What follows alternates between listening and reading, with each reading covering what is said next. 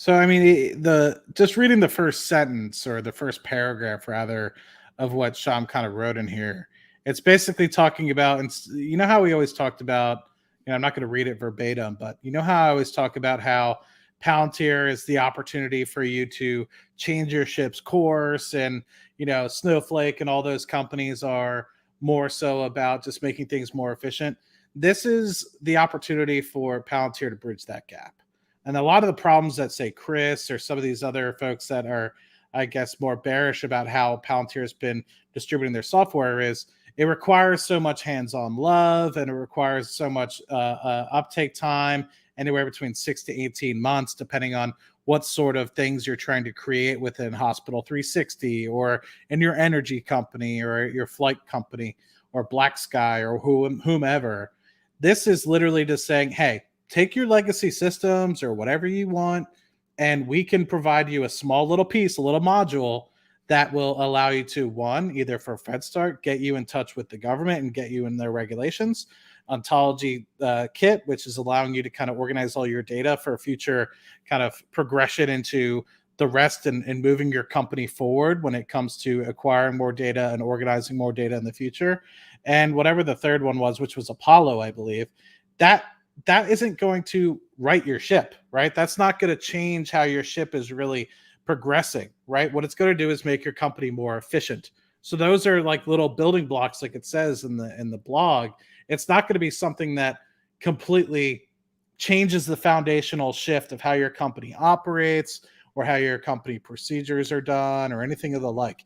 It's those little helping features that are created by Snowflake and stuff like that everyone's just like, well, why isn't Palantir doing this, or how come it takes them? So they're accessing now a different type of clientele versus the huge movements into, say, Gotham or Foundry. And I think what's going to end up happening is this is going to be a pipeline for folks to say, man, these tools are really freaking efficient. Like they literally just stair stepped us into, or built us into a machine that made us so much more efficient. What are these other products that they have? But you have to recognize is, like, for your personal usage, Amit, this makes it like you're probably like, how come I can't run Aldea on Foundry or use Palantir products? You now might be able to utilize some of these products that they now have, like Apollo. If you have a specific sort of software that you want to roll out, whether it's application related, or if you want to, on desktop computers, you want to have a different sort of software rollout than you do for, say, hand mobiles or something like that. But mobile phones, generally speaking, are just as good as laptops these days. But also, if you're thinking about from an ontology perspective, say you want to organize some of the podcasts that are on your all the data that kind of comes in from all the different podcasts, all the different data that comes in. It's like you can now organize it a little bit better than just in like a Microsoft Excel spreadsheet, right? And that's what, like Matt's saying here, is this is why we're all on the show at 11:44 Eastern, and we have all these followers who've been so dedicated. Is this software is enabling stuff that's never been able to be done before, right? We've had Microsoft software that gives you data, it gives you a dashboard, it gives you a presentation. That's all looking backwards, hindsight, and then you're trying to guess at decision making. But show me a software product that can make you real-time decision making effects on the battlefield or in your commercial business in real time when a natural disaster is happening, and save your company. And it's because of what they put the work into 20 years ago. And now they're able to find those use cases and apply it. Their software companies weren't even thinking in these aspects. It kind of goes back to what Karp says, when the world's going to crap, hey, that's where we shine. Yep. It's true. It is true that they're able to, squeeze blood out of a turnip, like get the most out of every piece of data you can and make decisions. And that's why they're crushing energy and oil, because decision making is so key. That's why they're crushing in healthcare, and I see them accelerating there. So you win these critical infrastructure businesses that the world is run on. And then it goes to, okay, well, all these commercial companies and these medium-sized businesses, they want to be better. They want to make, so you see Miller Ale House now, a brewery, is going to buy some Foundry AIP. Yeah, we're going to talk about that. It's you see a little, you see a little industrial manufacturing part company that generates just $1 million a year, or $10 million a year. Starting a pilot with Foundry for Builders. You see all of this, and it's because there's nothing that's been ever produced to allow you to make decisions in real time. Yeah. And predict and make smart decisions. Wait, Dom, you said keyword real time. I would like to underscore this comment from Lunar. He just said real time sensor data. Imagine selling it through Ontology SDK on Foundry Marketplace. GPS data, satellite images, the verticals, and TAM is infinite. Yeah, I mean, like when he put that, I was like, this dude might work for Palantir, and he's just not going to own up to it. Like, yeah. Wait, real quick though, would there be a security thing to sell that data on the marketplace? Would there be a conflict there? Or? But look, no. Now we are not talking about selling it to everyone. Now we are operate in a box that is constrained. You have IL5, IL6, remember FedRAMP? Right. So now enter the Palantir world where you have access to these things. I was particularly intrigued by this segment of Palantir explaining Ontology SDK, because for me it was, oh, this is new. And they said with a couple of... Okay, so one of the most challenging obstacles we faced over the 20 years of working with the government has been the hard yard required to connect each source system across the department. Basically, the DoD was a complete mess.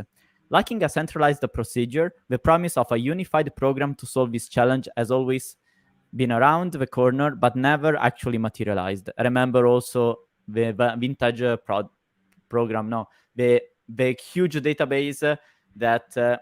it was a cooperation between all the major prime contractor, but where they spent literally billions, and it brought nowhere, which actually opened the door for Palantir because they had a solution that was much more effective and it costed literally a fraction. As a result, we did it ourselves bit by bit. Basically, Palantir saying, bit by bit, we connected all these huge Frankenstein monsters of the Department of Defense, and by connecting these 1,150 data connectors, 24,000 things needed to be relevant, then they created basically the ontology of the DoD. Our software provides more than just a data dump and rows and columns, but instead an object-oriented view of the world, the ontology, reflecting which piece of data are valuable and their relationship to one another. Such insight is available through our highly ergonomic ontology SDK and API. Basically, we made the work of connecting all this chaos to create an ontologic view of how these departments work. Why is this important? Because this ontology SDK seems to hit exactly on that point. Government programs, defense companies, and individual builders with authorized access to relevant programs, read FedStart that gives you the IL5, IL6 certification, can use Ontology SDK to enable their applications to securely search, retrieve, and enrich their associated data. Basically, each company have their own data, but they can integrate this data with the data of the DoD, which is secure because it is granted by FedRAMP, giving the authorizations to operate even at IL6 level. These allow customers to avoid the trial and tribulations of connecting to the dozens of hundreds of source systems that make up any individual program, like the Army Advantage. Basically, you want to work with a government to provide a service. Right now, you say, okay, now you provide it, and then boom, you have this monster of databases that you need to connect one by one to actually do stuff. With this, it seems Palantir can share as as one object a group of ontologies related to the individual departments. As we said before, imagine not only an API, but also a structure on how the Department of Defense actually work, what are the connections between the departments, and having it as a product so that you can click download and then you can connect what you have with what the Department of Defense actually is, which from what we can extrapolate here, maybe I'm wrong, but I'm inferring information. With this, you can one click potentially connect to all the work that Palantir has been doing for 20 years in creating an ontology of Department of Defense and the connections. So not only the data, but also how they interact. Well, and you think about this, like this is why you want Palantir to have forward deployed engineers for at least a little longer. They're learning what business problems commercial environments are facing. And when you do that, you can win industries at scale, right? Like, so for instance, I work at a SaaS company. Many SaaS companies have multiple Salesforce instances, right? It's a nature of you acquire a company, you have a different division. Palantir HyperAuto fixes that. You can take all of that conglomerate data, throw it into one ontology, and I can have a business sharing data securely within 2-3 weeks. And I'm able to, I know organizations that internally that has been multi-year projects to do, right? So when you start learning these common themes, now you can modularize Foundry on those themes and say, well, here's this, here's that, right? So that's how we get this government bundle.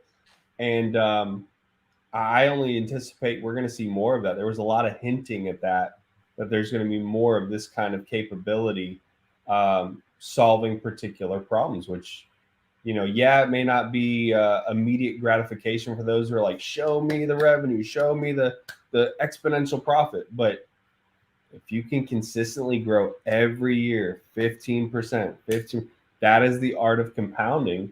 And then eventually you're going to have that exponential hit when more customers are at the scale phase. This is high level shit on a Saturday or on a Friday night. Very high level shit. Matt, you want me to share this thing you have? Yeah, if you could. So Arnie was kind enough to share what was kind of already in that blog post, but you know, FedStart, Apollo, and Ontology. We've been talking about those things for the past, you know, year and a half on the pod, off and on, as they've kind of come to fruition, right? I know some of them are a little bit newer than others, but Sham kind of put this within the blog as well, and I don't know if you guys were able to read all this part or not, but it's basically about 2 additional things that they're going to be coming out with, and it goes on top of what Arnie was kind of talking about with respect to probably focus towards defense contractors and stuff first, but I could also understand how this would potentially go out to other companies and commercial folks in the long run. So the first thing is kind of being Witchcraft, which is open source project, specifically focusing on like logging, SSL, call tracing, semantics with respect to, I don't know what the heck this is. Maybe Dom can help with this.